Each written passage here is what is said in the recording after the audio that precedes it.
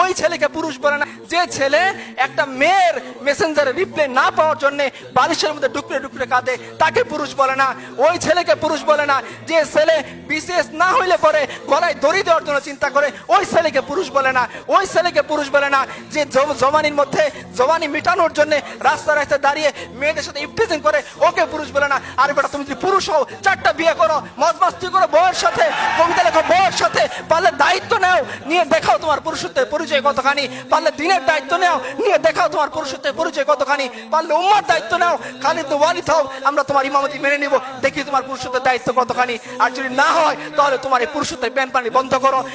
ইতিহাস তোমাকে মনে রাখবে না, ইতিহাস মনে রাখবে খালিদ ওয়ালিদকে, ইতিহাস মনে রাখবে জাফর ইবনে আবু তালিবকে, ইতিহাস মনে রাখবে আবু বকর উমরকে, যে উমর পারস্যের সামনে দাঁড়িয়ে চোখে চোখ রেখে কথা বলেছিলেন। ইতিহাস মনে রাখবে রিবি ইবনে আমরকে, যিনি রুস্তমের সামনে দাঁড়িয়ে বলেছিলেন রাসূলুল্লাহ সাল্লাল্লাহু আলাইহি সাল্লাম 3টা অপশন আমাদের সামনে দিয়েছেন, হয় ইসলাম কবুল করো, শান্তিতে থাকবা, রুস্তম বলতে পারবো না, তাহলে অপশন 2 তুমি আমাদেরকে জিজিয়া দিবা, আমাদের অধীন হয়ে যাবা, রুস্তম বলতে পারবো না, তো অপশন নাম্বার 3 তলোয়ার সমাধান করবে তোমার আমার মধ্যে, হয় তুমি জীবিত থাকবা না আমি জীবিত থাকবো।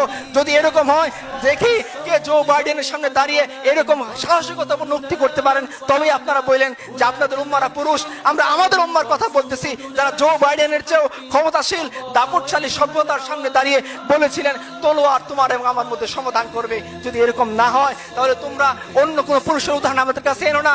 আমাদের কাছে হোসিমিন পুরুষ না, অমুক তমুক পুরুষ না, আমাদের কাছে পুরুষ হচ্ছেন রাসূলুল্লাহ সাল্লাল্লাহু আলাইহি ওয়াসাল্লাম, আমাদের কাছে পুরুষ হচ্ছেন তার চাচাতো ভাই জাফর ইবনে আবি তালিব, আমাদের কাছে পুরুষ হচ্ছেন আব্দুল্লাহ ইবনে ওমর, আমাদের কাছে পুরুষ হচ্ছেন যায়েদ ইবনে দাসিনা রাদিয়াল্লাহু আনহুম, যারা মৃত্যুর মুখে হাসতে হাসতে নিজের জীবনকে দিয়ে যেতে পারেন শুধুমাত্র এক আল্লাহর জন্য, উম্মতের জন্য, দ্বীনের জন্য, এবং যারা নারীদের দায়িত্ব নিতে পারেন, যারা সমাজের দায়িত্ব নিতে পারেন, যারা অর্ধ পৃথিবীর বাদশা হয়ে ভিখারির মতো ফকিরের মতো জীবনযাপন করতে পারেন, আমরা এদেরকে পুরুষ মনে করি। আমরা তোমাদের আনা উদাহরণকে কখনোই পুরুষ মনে করি না।